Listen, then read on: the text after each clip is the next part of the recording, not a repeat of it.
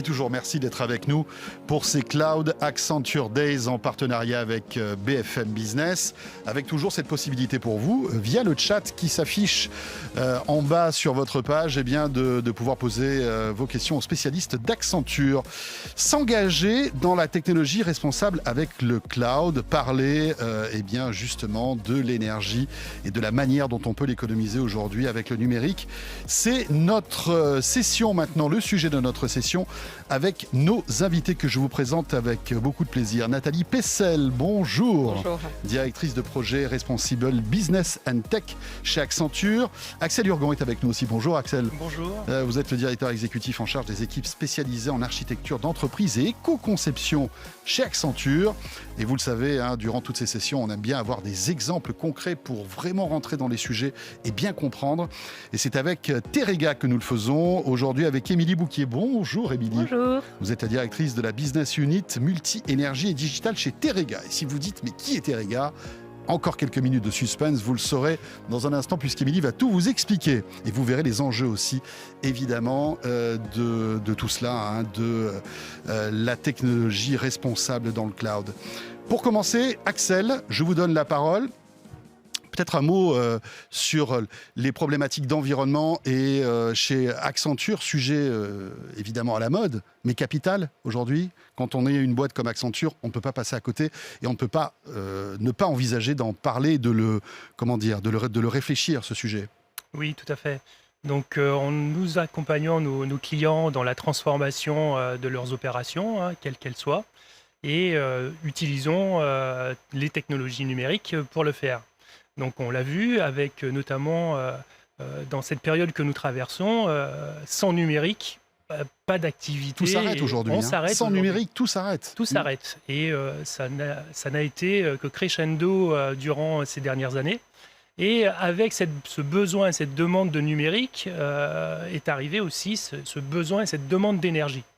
Parce que le numérique, il faut se dire, le cloud n'est pas quelque chose d'évanescent, c'est du matériel, ce sont des personnes, des processus, des appareils qui marchent, qui fonctionnent. Alors on ne les voit pas, on se dit qu'ils sont dans le nuage, mais ils atterrissent bien quelque part. Voilà. Ces appareils, ils sont bien quelque part dans des data centers, branchés sur du courant et sur l'Internet. Ouais. Et donc cette demande d'énergie s'est matérialisée par une croissance pour le secteur ICT de cette demande, non seulement pour faire tourner ces machines, mais aussi pour les fabriquer. C'est quelque chose qu'on ne prend pas toujours en compte. Pour fabriquer ces équipements, il faut de l'énergie, parfois de l'électricité, mais aussi du pétrole. Sans compter les métaux rares qu'il faut dans certains composants informatiques, etc. Tout à fait. Et donc, face à cette consommation d'énergie et de ressources, je dirais, abiotiques, donc des études ont été faites ces derniers temps. Il y a eu les accords de Paris qui a amené une prise de conscience sur les problématiques environnementales, des études comme celle par exemple du Shift qui sont sorties sur l'empreinte du numérique, autour de 4% aujourd'hui, avec une croissance qui est autour de 9%. Donc on est sur des impacts environnementaux très importants pour le numérique. Donc c'est ce qu'il faut prendre en compte. Aujourd'hui, quand on construit pour nos clients des services numériques, quand on met en place des capacités de traitement dans des centres de calcul, on regarde aussi cette empreinte du numérique pour nos clients. Alors on a des chiffres, par exemple ce 4%, on se dit comme ça, 4% des émissions de gaz à effet de serre sont liées au numérique. Oui. Mais tout le numérique, en fait ? Tout le numérique, c'est l'empreinte environnementale globale, en fait. On parle plutôt de carbone aujourd'hui, en toute transparence. Donc c'est 4% de cette empreinte environnementale qui est due au numérique et qu'on observe sur plusieurs volets. La consommation qui est liée à la production, c'est 80 à peu près de l'empreinte environnementale du numérique et le reste qui est dû à l'utilisation et au recyclage en fait, du matériel qui est lié au numérique. Alors 4%, on se dit c'est peu, mais c'est beaucoup aussi. Enfin, c'est difficile d'avoir une échelle. C'est presque, c'est au-delà du secteur aérien, en période pré-Covid, qui était autour de 2%. Donc on se rend compte que finalement, le numérique qu'on voyait avec les yeux des externalités positives. Donc, on voit le numérique maintenant avec son impact carbone qu'il faut maîtriser suivant plusieurs volets. Et le cloud est énergivore ou pas alors ? Très énergivore. Aujourd'hui, les data centers ont des consommations énergétiques énormes. Colossal. Il y a de la redondance, c'est du 24-24. 24-24, ça émet beaucoup de chaleur, il faut refroidir. Oui. Refroidir, ça consomme aussi de l'énergie. Donc il y a un tas de techniques qui se mettent en place aujourd'hui autour de ces problématiques. Et d'ailleurs, quand on regarde l'empreinte environnementale du cloud, quand on veut l'optimiser, on regarde vraiment 3 secteurs. Le premier qui est le secteur de la densification des capacités de calcul, c'est-à-dire que j'ai acheté du matériel, mais je veux l'utiliser à son maximum. Aujourd'hui, il faut savoir qu'entre 18 et 20% dans des cas classiques, des capacités de calcul sont utilisées, entre 40 et 60% dans le cloud. Donc c'est ce qui permet aussi d'optimiser la consommation énergétique, c'est que l'énergie qu'on consomme n'est pas juste pour maintenir des serveurs ou des capacités de calcul allumées. Elles servent aussi vraiment à réaliser des traitements pour les utilisateurs. Nathalie Pessel, est-ce qu'on arrive à mesurer, à piloter cette empreinte du cloud aujourd'hui? Oui, tout à fait. Aujourd'hui, des grands acteurs tels qu'Accenture se sont engagés en effet, étant donné cette conscience des impacts environnementaux que mentionnait Axel, pour construire des outils de mesure et de pilotage. Alors de différents ordres. L'un peut être déjà d'accompagner la mesure de l'empreinte environnementale quand on fait une migration de data centers propriétaires sur site vers le cloud. Accenture a par exemple notamment développé un outil qui s'appelle MyNav Green Cloud Advisor, qui permet de créer un index de sustainability, de durabilité du cloud, en permettant de le choisir de manière éclairée à 2 titres. D'abord, choisir le fournisseur de cloud en fonction de son empreinte carbone, des énergies qui viennent nourrir les data centers, sont-ils plus ou moins liés à des énergies renouvelables? Tout à fait. Et la deuxième partie de l'indice va être la localisation des serveurs eux-mêmes. Quel est le mix énergétique du territoire dans lesquels ils sont localisés, quels sont également les engagements via les accords de Paris du pays dans lequel ils sont situés. Et tout ça permet donc d'avoir ce Sustainability Index qui permet aux entreprises, à nos clients de choisir de manière éclairée leur cloud, la localisation, à la fois pour des raisons d'efficience, de coût, mais également d'empreinte environnementale. Et ça, c'est un peu le premier étage de la fusée. Le deuxième va être quand on a déjà fait sa migration totale ou partielle dans le cloud, comment on va continuer à mesurer cette empreinte-là. Et là, ça peut être fait sur différents sujets, celui de l'empreinte carbone, et Madame Bouquier témoignera en effet dans quelques instants à ce sujet. Comme l'indiquait Axel, on sait en effet que la question de l'impact de l'eau pour les data centers est très importante, comme c'est une des techniques de refroidissement clés. Donc aussi se rendre compte, quels sont les choix, l'appel aux ressources en eau qui est fait, donc de mesurer également cela.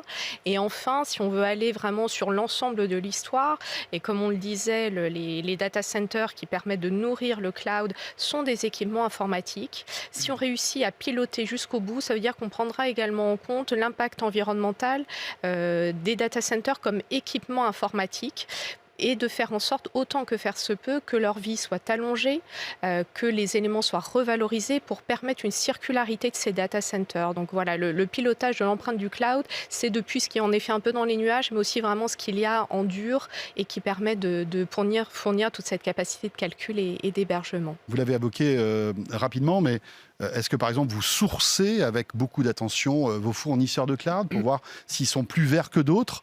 On sait qu'aujourd'hui, il y a des fournisseurs de cloud qui arrivent à récupérer de l'énergie propre, on va dire, solaire ou éolienne, etc. Refroidissement avec de l'eau, c'est quelque chose aussi dont vous faites attention? Alors Accenture a le plaisir de travailler avec les 3 grands cloud providers qui sont donc Microsoft Azure, Google Cloud et Amazon Web Services, qui chacun ont leur trajectoire de durabilité, avec certains plus ou moins avancés. Qui s'engagent assez fortement d'ailleurs. Tout à fait. Les engagements sont en train de s'accélérer aussi bien sur la dimension énergie renouvelable que sur les techniques de refroidissement avec des expérimentations de data center au large du golfe de Finlande ou dans les eaux écossaises. Voilà, donc il y a un peu d'expérimentation en effet qui se font. Ouais. C'est passionnant d'ailleurs, tout ça. Alors, Émilie Bouquet, merci d'être avec nous. Je rappelle que vous êtes la directrice de la Business Unit Multi-Énergie et Digital chez Teréga. On va comprendre tout de suite pourquoi vous êtes là aujourd'hui, mais peut-être un petit mot sur votre pédigré. Qui est Teréga ? Alors Teréga, c'est un acteur de l'énergie, puisqu'on transporte et on stocke du gaz naturel dans le sud-ouest de la France. D'accord. Et depuis 2016, on s'est engagé dans une grande transformation de l'entreprise pour répondre aux défis de la transition énergétique. Et en s'appuyant notamment sur une grande transformation digitale, puisque le digital, dans ces mécanismes énergétiques, tient une place fondamentale. Et donc, pour cette, on va dire, transformation digitale, vous avez fait appel à Accenture. Pour cette transformation digitale, on a fait appel d'abord à une grande réflexion interne, puisqu'on a décidé d'analyser d'abord les meilleures approches en fait, du marché, et justement ce dont vous parlez, les meilleurs clouds, puisque nous, on opérait des data centers qui sont assez... qui sont redondés par rapport à nos engagements de service, qui ont des contraintes de sécurité importantes. On parlera peut-être tout à l'heure de la souveraineté aussi, forcément. Et on a aussi des problématiques de souveraineté. Et donc, on s'est posé, on s'est dit qu'est-ce qu'on veut, et on a regardé, en fait, on était vraiment en capacité de pouvoir challenger notre existant, notre retour d'expérience sur ces opérations de nos data centers et ce que proposaient les clouds publics et toutes les capacités qu'ils offraient. Le DSI de Teréga dit souvent que le cloud, c'est comme brancher une prise électrique sur le secteur. C'est de la consommation de services en fait, informatiques maintenant. Et c'est des industries des data centers. Et donc, forcément, ils vont nous proposer des services beaucoup plus performants que ce qu'on va pouvoir faire tout seul à la maison. Et donc, on a commencé comme ça et on s'est dit, en fait, pour vraiment bénéficier des avantages de ces clouds, il faut qu'on monte en compétences en interne. Et là, on s'est fait accompagner pour monter en compétences par des acteurs comme Accenture. Mais on voulait vraiment maîtriser en fait cette compétence en interne pour vraiment innover pour savoir de quoi vous parlez. Pour savoir de quoi on parle et pour pouvoir accompagner nos métiers à se transformer, notre cœur business à être plus performant et surtout à être à côté d'eux, à côté de la stratégie d'entreprise. Parce que aussi le cloud, cette capacité à consommer des services digitaux comme le cloud nous l'apporte, nous permet d'innover en permanence, de prototyper en permanence pour pas cher. Émilie, alors je ne suis pas un spécialiste du stockage de gaz et vous allez éclairer notre lanterne, sans mauvais jeu de mots. Le fait de digitaliser comme une entreprise comme Teréga, qu'est-ce que ça vous apporte concrètement, le fait de la numériser ? Alors aujourd'hui, piloter des flux énergétiques, c'est très complexe. Et ça dépend essentiellement de la data. Donc on a des forces d'engagement à équilibrer notre réseau, à respecter les engagements, à s'assurer qu'on livre ce qui a été demandé et à offrir une vision globale en fait, de tout ce qui a été fait. Et en même temps, on a des infrastructures industrielles. Notre réseau il s'étend sur 5000 km et on a donc 5000 km d'équipements industriels à monitorer, à surveiller et à optimiser en permanence, dont des compresseurs qui sont des émetteurs de CO2 aussi. Et donc le digital va nous permettre d'optimiser en fait tous nos process industriels, en plus d'optimiser et d'apporter de la valeur à notre cœur métier de pilotage de flux énergétiques en fait. L'IA, ça a du sens pour une entreprise comme Teréga ? Oui, bien sûr que ça a du sens, puisqu'aujourd'hui, on se sert de solutions d'intelligence artificielle pour prédire les consommations par rapport à la météo, ou par rapport à d'autres modèles. On se sert aussi de un peu comme solutions. EDF avec l'électricité, finalement. Oui, bien sûr. L'énergie, vous arrivez à prédire plus ou moins... Sauf que c'est du gaz et que ça n'a pas la même... Bien sûr. Pas la même dynamique, mais oui, c'est toujours la même chose. Et aujourd'hui, on se projette dans un grand projet d'entreprise qui s'appelle Impulse 2025, qui a pour ambition de créer des synergies entre différents vecteurs énergétiques, notamment en ayant pour ambition de récupérer les énergies fatales de plateformes industrielles pour les retransformer en énergie consommable par le site industriel. Soit en énergie consommable immédiatement, soit en énergie qui est stockable et qui sera libérée au moment opportun pour ce site industriel. Et là encore, le digital est un des assets en fait, de cette ambition, puisque piloter un système multi-énergie, ça demande forcément une maîtrise des données et une utilisation de ces données et de la construction de services autour de ces données pour fournir une capacité à opérer système en temps réel. Alors, on va revenir tout à l'heure sur les enjeux aussi de gestion de l'énergie, parce que c'était quelque chose d'important pour vous aussi, on peut le comprendre. Mais on revient donc à votre réflexion de départ. Déjà en interne, vous essayez de comprendre comment tout ça fonctionne. Après, vous faites appel à Accenture. Et qu'est-ce que vous demandez à Accenture à ce moment-là ? Alors, nous, donc, en même temps qu'on monte en compétence sur la constitution de ces expertises, en fait, on découvre les avantages, on voit la facture, par rapport à ce qu'on avait sur nos data centers, c'est assez évident. On voit aussi les avantages sur nos devices, en fait, puisqu'aujourd'hui, quand on construit des services dans le cloud, on a juste besoin d'un navigateur Internet pour aller les consommer. Donc, on n'a plus besoin de ces postes lourds qui sont complexes à maintenir, où il faut anticiper les changements de technologie. Qui sont énergivores aussi. Et qui sont très énergivores. Un écran consomme moins qu'une grosse machine avec des composants à l'intérieur. Oui, où on va installer des choses dessus. Donc, en fait, on travaille maintenant avec des Chromebooks qui sont juste un outil. Vous êtes adepte des Chromebooks. On est adepte des Chromebooks, puisque tous nos services sont développés dans le cloud. On a juste besoin d'un navigateur. Et comme un Chromebook, on n'a besoin de rien installer dessus, contrairement à nos anciennes machines, le Chromebook, en fait, on lui fait durer, il a une durée de vie qui est beaucoup plus importante parce que le jour où il ne fonctionne plus, notre support informatique est capable d'aller changer le device immédiatement sans qu'il y ait tout ce travail d'installation qui était nécessaire avant. C'est intéressant le Chromebook parce qu'on voit que c'est un appareil qui cartonne aux US. Il y a un peu plus de mal en France. On adore, ouais. Alors ça commence à arriver, qui a un bon rapport qualité-prix. En revanche, il faut être connecté. D'après ce que j'ai compris. Oui, il faut être connecté. Alors, mais qui vous a, en fait, c'est justement, ça fait partie de la mission d'Accenture de vous conseiller. C'est par exemple eux qui vous ont dit, tiens, les Chromebooks c'est plutôt pas mal, ou c'est justement issu de cette réflexion interne, vous vous êtes dit, on va plutôt se tourner vers ce type de machine. Oui, là, c'était la réflexion interne, parce qu'il a été initié par notre DSI, donc Daniel Videra, qui avait déjà expérimenté ça dans son ancien poste. Donc, il y a des choses qui nous a amenés, et après, on a construit petit à petit avec des partenaires la suite de l'histoire. C'est ça qui est intéressant aussi, Axel, c'est qu'on se rend compte que il y a des sources d'économie d'énergie qu'on peut faire dans le cloud, mais aussi du côté de l'utilisateur et de l'employé avec des machines qui sont peut-être moins énergivores. C'est le cas du Chromebook, là. Oui. Et la magie, en fait, de cet élan vers l'environnemental, c'est que ça coûte moins cher. En plus. C'est que ça coûte moins cher. Et quand on regarde sur les 3 volets, on va optimiser les capacités de traitement. Donc, c'est utiliser moins de machines pour plus de traitement. Donc, pour la facture, évidemment, ça fait du bien. On va optimiser l'équipement physique lui-même pour qu'il dure plus longtemps, pour qu'il soit moins énergivore. Donc là aussi, on joue aussi sur la facture économique pour l'entreprise.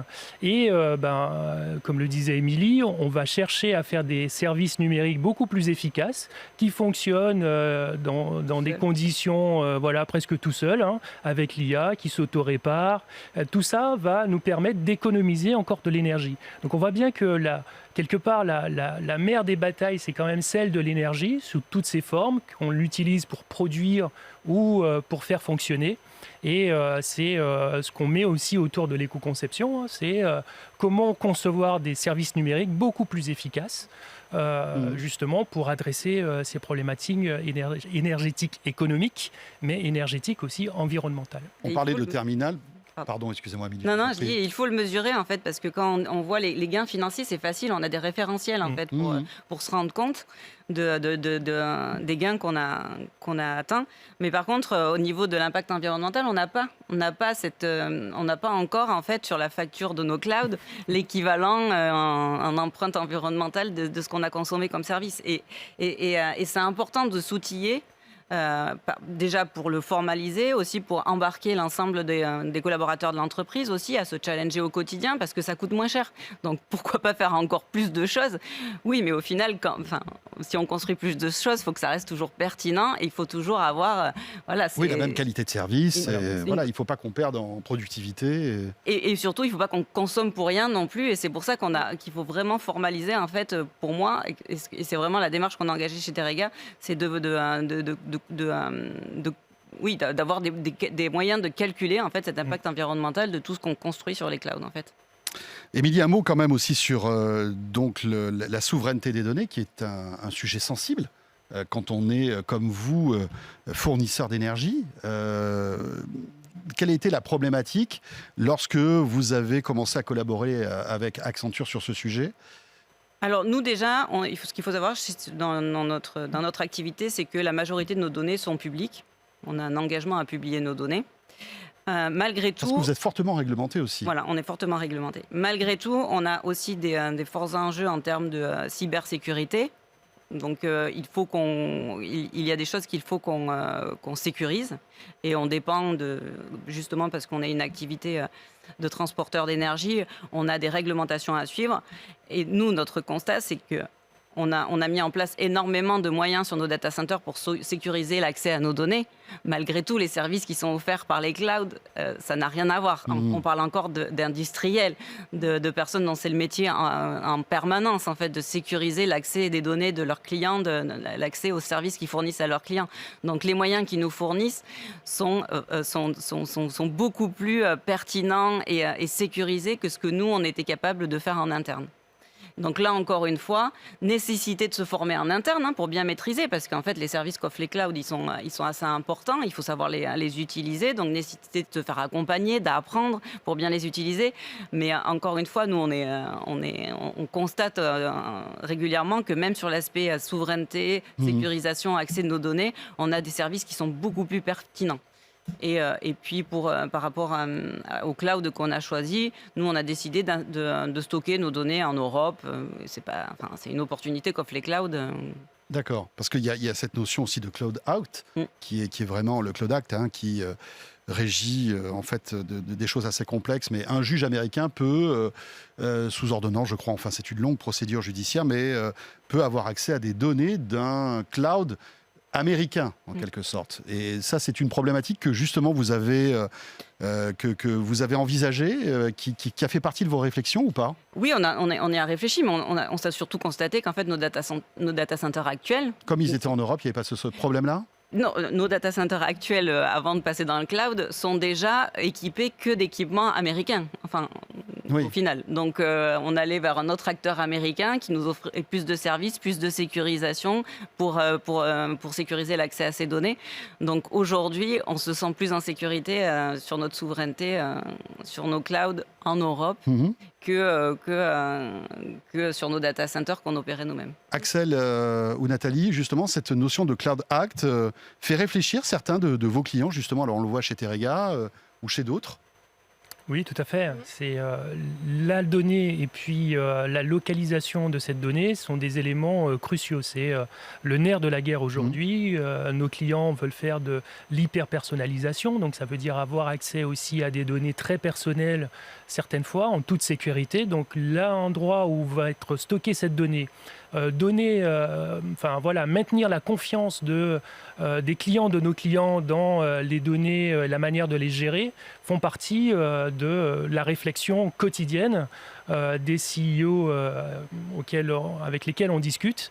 Et cette notion de Cloud Act, est-ce que jusqu'à quel point je dois stocker, garder sur mon territoire les données que je manipule, ce sont des réflexions quotidiennes. Ce qu'on a vu évoluer beaucoup, c'est la perception. Aujourd'hui, si vous cherchez et vous posez la question, je cherche un endroit très sécurisé pour héberger mes données, naturellement, les gens vont vous dire, nos clients nous disent, le cloud.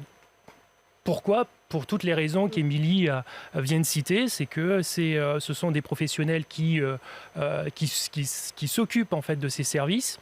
Il y a une réputation, des enjeux aussi d'image à garder. Donc, vous pouvez être sûr que les moyens pour détecter des failles sont mis en œuvre et sont très importants pour adresser ces sujets-là. Et bon, il reste quand même sur des données très sensibles, sur des organismes gouvernementaux qui manipulent des données sensibles. Cette notion de cloud souverain reste quand même quelque chose d'assez important. Stocker sur son territoire des données opérées par des équipements locaux, français si on est en France, américain si on est aux États-Unis, et puis opéré par du personnel habilité et citoyen du pays.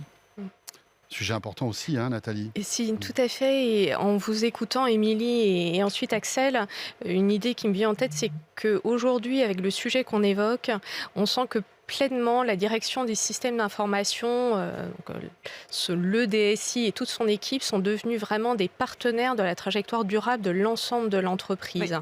Oui. Que la question de la sécurité va résonner avec la question de la direction juridique et puis vraiment de la protection également de l'entreprise en son ensemble. Et tout le travail que vous menez sur l'empreinte environnementale du cloud n'est pas qu'une affaire de DSI, mais va venir réduire l'ensemble de l'empreinte environnementale de toute l'entreprise. Donc vraiment un côté business partner et partenaire de la direction de développement durable et de la stratégie de l'entreprise. Oui, tout à fait, parce que là, je parlais du projet Impulse 2025 où de la même manière qu'on veut réduire l'empreinte carbone de plateformes industrielles, on veut aussi que nos services qu'on déploie pour cet objectif soient frugaux en termes de numérique. Mais on a aussi notre programme Bipositif chez Teréga qui a pour ambition de réduire l'empreinte carbone de l'activité de Teréga actuelle. Et d'ailleurs, on a réussi à atteindre la neutralité carbone cette année. Et c'est aussi en travaillant avec ce programme de l'entreprise qu'on a voulu encore plus formaliser, mesurer en fait les atouts en fait de notre transformation digitale et qu'on cherche aujourd'hui à pouvoir la mesurer et puis communiquer dessus et puis avoir une vraie trajectoire avec le programme Bipositif pour encore plus nous améliorer et chercher à nous challenger en permanence. D'autant plus que les clouds nous aident bien puisqu'ils sortent régulièrement des services qui nous permettent d'être encore plus fins dans nos usages. Nathalie et Axel, peut-être pour terminer, on a évoqué donc l'empreinte environnementale du cloud, mais je pense qu'on peut aussi parler des dimensions plus responsables du cloud. Je crois que c'est un sujet que vous vouliez aborder. Alors, l'un de vous deux, peut-être Nathalie ou... Je me lance en et Axel notre peut-être pourra compléter. Deux éléments qui nous semblaient en effet intéressants à souligner étaient que le cloud, donc en effet, outre cette empreinte environnementale, a des atouts complémentaires. Tout d'abord, il permet de mettre à disposition à des organisations de taille restreinte désormais des technologies de haut vol, puisque finalement on s'affranchit des coûts matériels. On n'a plus besoin d'investir dans des data centers et on a juste besoin, c'est un coût utilisateur. Finalement, des structures petites ont accès à une grande capacité de calcul et peuvent en effet rivaliser ou faire naître leurs solutions et les mettre sur le marché. Et un deuxième élément était aussi que finalement, ces solutions sur le cloud sont conçues pour avoir vraiment une haute disponibilité, ce qui peut permettre de réduire le risque de rupture d'une activité. Et comme une thématique de cette matinée était en effet la question de la résilience, le cloud en ça peut participer à la résilience en étant sûr que cette technologie elle va être à disposition à tout moment sans problème d'un data center qui se retrouve les pieds dans l'eau avec une surcharge de température difficile à gérer. Donc voilà, cette continuité. Oui, ça démocratise le progrès finalement. Oui. Et aujourd'hui, les solutions qui sont possibles avec le cloud sont des solutions aussi pour ramener des personnes dans l'emploi, pour permettre aux producteurs qui est en Amérique du Sud de pouvoir commercialiser en fait ces produits plus facilement que bypasser les réseaux établis. Donc ça permet aussi de recréer en fait une dynamique économique autour de très petits acteurs, une indépendance technologique, des personnes et qui permettent justement d'offrir au maximum de personnes cet accès à la technologie et puis ce que j'ai coutume de dire, c'est qu'il fait bon d'être ingénieur en ces temps parce que les solutions restent à construire. C'est très stimulant et aujourd'hui, le cloud nous permet de le faire et avec cette nouvelle dimension environnementale. Émilie ? Ah oui, ça a tout changé. Non, mais c'est pour ça que je souris, parce que c'est vrai que ça résume bien l'aventure. L'enthousiaste du cloud est là. Ouais, non, mais c'est phénoménal. Et puis surtout, nous, on opérait des data centers. Tout à l'heure, vous parliez de la résilience. En fait, dans notre activité, on se doit d'avoir des services 100% disponibles. Et donc, on a des grandes campagnes de tests de résilience de nos data centers qui sont complexes. et qui sont toujours difficiles à mettre en place pour être dans une situation réelle. Alors que là, sur le cloud, il nous tarde d'avoir le service de Chaos Engineering de notre partenaire pour pouvoir challenger la résilience de nos services en temps réel. Et j'attends qu'il y ait plein d'utilisateurs de mon entreprise qui soient d'accord pour être les premiers à tester cette nouvelle solution. Donc oui, ça change tout. Ouais. Témoignage intéressant. Merci beaucoup à vous trois. Merci à Nathalie Pessel, directrice des projets Responsible Business and Tech chez Accenture, à Axel Urgon, directeur exécutif en charge des équipes spécialisées en architecture d'entreprise et éco-conception chez Accenture. Et puis Émilie Bouquier pour cet exemple très intéressant de Terega. Rappelons que vous êtes la directrice de la Business Unit Multi-Énergie. Alors, écoutez, je vous souhaite quand même une très bonne journée puisque cette première journée dédiée au cloud avec Accenture se termine. On sera là demain, bien sûr, demain 13 avril, autour du cloud et des valeurs pour les métiers avec Frédéric Simotel et votre serviteur. À demain donc et merci d'être là comme chaque jour.